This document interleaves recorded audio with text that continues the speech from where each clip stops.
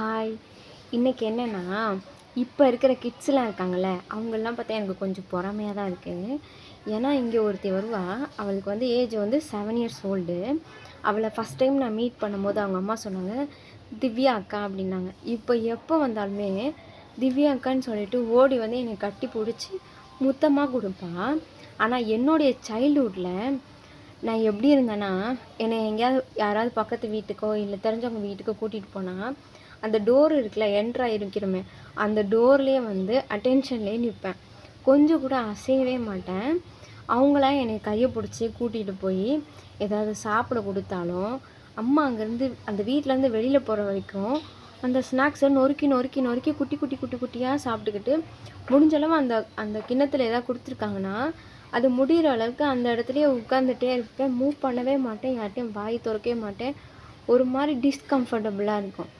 ஆனா, இப்போ உள்ள கிட்ஸ்லாம் ரொம்ப ஃப்ரீடமா இருக்காங்க. வீட்டுக்கு வந்ததுமே புதுசா தான் வருவாங்க. அவங்க பாட்டுன்னு டான்ஸ் ஆடுவாங்க. எங்கெங்கேயோ போவாங்க. கிச்சனுக்கு போவாங்க. அந்த வீட்ல இருக்கிற எல்லா இடத்தையும் பார்த்து வச்சுப்பாங்க. துரு துரு துரு துருன்னு இருப்பாங்க. உங்களால இத ரிலேட் பண்ணிக்க முடியுதான்னு சொல்லுங்க.